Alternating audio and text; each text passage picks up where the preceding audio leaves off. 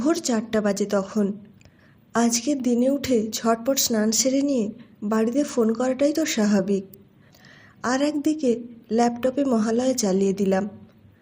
দেবীপক্ষের শুভারম্ভ। মা, প্রণাম নিও। বাড়িতে কথা বলে আমি ব্যালকনিতে গিয়ে রেলিং ধরে দাঁড়ালাম। কই কুয়াশা দেখা যাচ্ছে না তো, বরঞ্চ কি গরম পড়েছে রে বাবা। ছোটবেলার মজাটাই ছিল আলাদা। আজকের দিনে স্কুলের ছুটি।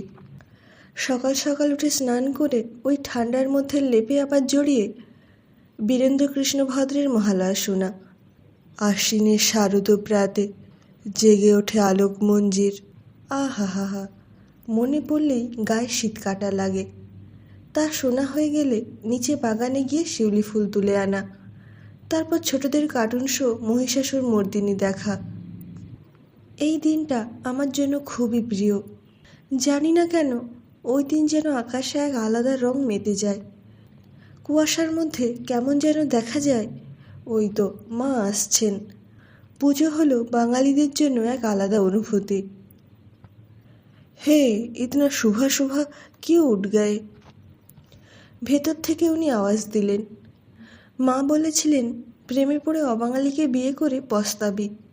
বিয়ের প্রথম বছর, প্রথম পুজো। জানি আমি ও তো এতটা বুঝবে না মহালয়ার কী তাৎপর্য, কিন্তু অনেক বছর ধরেই আমরা একসঙ্গে আছি, তাই ও এটুকু তো বোঝে আমার জন্য আজকের দিনটার অনেক দাম। কফি? মহালয়া হোক না যাই হোক, আমার জন্য কফি আর নিজের জন্য চা রোজ সকালবেলা ওই বানায়। আমি মুচকি হেসে কাপটা নিয়ে নিলাম। ও ভেতরে চলে গেল। আজ কলকাতা শহরটাকে খুব দেখতে ইচ্ছে করছে। কেমন পুজো পুজো গন্ধ হবে। যদিও সারি সারি মানুষের ভিড়, পুজোর বাজার, যতদূর চোখ যায় শুধু হলুদ গাড়ি, কিন্তু তাও শহরটা কেমন সাজলো তা না দেখলে বাঙালির ঘুম আসে নাকি 4 দিন। কিন্তু এখানে তো কিছুই নেই। একটু পরেই গাড়ি চেঁচে শুরু হলো বলে। এমনি এমনি কি স্বপ্নের শহর বলে এটাকে? আমাদেরও অফিসের জন্য তৈরি হতে লাগবে, তারপর গাড়ি নিয়েই ওই ভিড় রাস্তায়। এইসব ভেবে মনটাই খারাপ হয়ে গেল। মহালয়ার গান শেষ হলে দুজনে তৈরি হয়ে বাড়ি থেকে বেরোলাম। অ্যাপার্টমেন্টের লিফট থেকে অফিসের পুরো রাস্তা আমার গোমরা মুখ দেখে ও আর কিছু বলতে চাইল না। এইবার ঠাকুরপুকুরের বাড়িতে নাকি বড় প্যান্ডেল লাগিয়ে বারোয়ারি পুজো হচ্ছে। আমার যদি অত আত্মীয়দের সাথে দেখা করার কোনো ইচ্ছে নেই, তাও গেলে ভালো হতো। আমানের সাথে সবাইয়ের দেখাও হয়ে যেত, কিন্তু এখানে তো ছুটিই নেই। দুজনে যে ছুটি নেব তারও কোনো উপায় নেই। ধুর, অফিসে বসে বসেও সারাক্ষণ লুচি আর আলুর দম, কষা মাংস, আলু পোস্ত এইসবের কথাই মাথায় ঘুরছিল। কাজে আর মন বসল না। আজ মহাষষ্ঠী। আমানের শরীরটা খারাপ করেছে, তাই ও বাড়িতেই রইল। আমি একাই গাড়ি চালিয়ে এলাম অফিসে। একই অফিসের 5 তলাতে ওর বিভাগ আর সাথেতে আমার। দুপুরের খাবার আমরা প্রায় সব সময় একসাথেই খাই। না, আজ আর ভালো লাগছে না। সারাদিনের কাজ সেরে আজ একটু তাড়াতাড়ি ফিরে এলাম। এ কি, কোথায় যাচ্ছ তুমি? আমাদের দুজনের কাছেই ঘরের দুটো চাবি আছে, তাই নিজেই ঢুকে আমি অবাক হয়ে জিজ্ঞেস করলাম। ট্রলি ব্যাগ একটা প্যাক করা, এমন তৈরি হয়ে বসা। নিজের ফোন খুলে কি যেন মন দিয়ে পড়ে আমাকে বলল, টিকিট তো আমি অনেক আগেই কেটে রেখেছি। আজ রাতকা ফ্লাইটসে আমরা কলকাতা যাচ্ছি। গত কয়েকদিনে এই আমার মুখে হাসি ফুটল। আমাকে ইমপ্রেস করার চেষ্টা করছো? নেহি নেহি, জলদি রেডি হো যাও, উই হ্যাভ টু লিভ। ও ফ্লাইটের টিকিট বের করে দেখালো। এ তো সত্যি সত্যিই টিকিট। আর অফিসের ছুটি?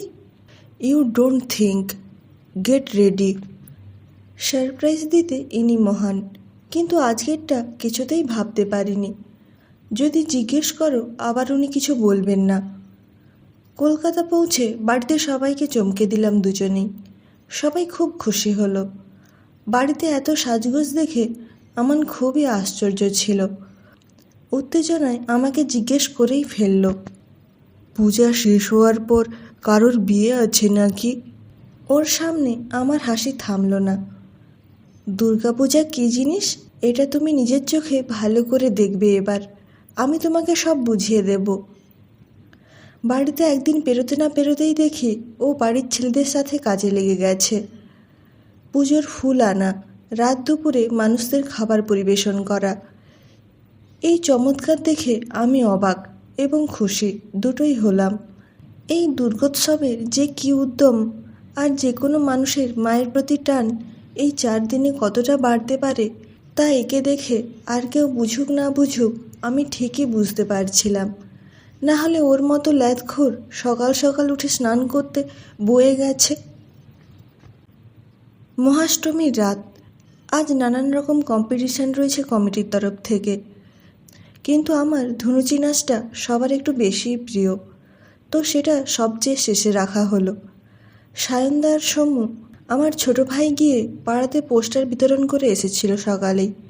ভিড় বাড়ছে দেখে দুজনেই খুব খুশি হলো। আমানকেও কতদিন পর এত খুশি দেখলাম, না হলে সারাদিন কাজের চাপে কিছুই করে না। সব মাসি পিসি কাকু কাকিমণিদের নাচ শেষ হওয়ার পর যেই আমার পালা এলো, ধুনুচি হাতে নিয়েই দেখি পাশে আমান ইতিমধ্যেই আর একটা ধুনুচি নিয়ে রেডি। তুমি এটা নিয়ে নাচবে? हाँ क्यों, यहाँ सब लोग নিজের বউয়ের সাথে ডান্স किया है, मैं भी करूँगी। तुम करो, आई विल रिपीट। চোখে শুধু ধুনুচির ধোঁয়ার জল নয়, সত্যি সত্যি ওই দিন মায়ের চোখ দেখে জল এসে গেল। সবাই আমানকে উৎসাহ দিল, আর আমার জন্য ওই সময়টা বুকের ভেতর স্মৃতি হয়ে রইল। নবমীর রাত কেটে গেলেই সবার মনে করুণ সুর ধরল। শুরু হলো মিষ্টি মুখ ও সিঁদুর খেলার মাধ্যমে বিজয়া। এক এক করে সরস্বতী, লক্ষ্মী, কার্তিক আর গণেশকে ট্রাকে তুলে নেওয়া হলো। যেই নাকি দুর্গার প্রতিমা তোলা হবে, দেখি আমান কমিটির টি শার্ট পরে মূর্তি তুলতে গেল। আরে তুমি পারবে না, ছেড়ে দাও, ওরা করে নেবে। তুমি টি শার্ট পরে ট্রাক মে যাও, আমি আসছি। তুমি বিসর্জনে যাবে? তুমি জানো ওখানে কেমন ভিড় হয়? এই গরমে তোমার শরীর খারাপ করলে কি হবে বুঝতে পারছো? আমার কথা কানেই নিল না। প্রতিমা ট্রাকে তুলে আমার দিকে তাকিয়ে বলল, মা আছেন, মেরা কুছ নেহি হোগা। এই কথা শুনে আমি হাঁ করে ওর দিকে তাকিয়ে রইলাম। পুজোর নেশায় ও এতটা মিশে যাবে তার ঠিক মানতে পারছিলাম না। কলকাতার ভোর ও আগে দেখেনি।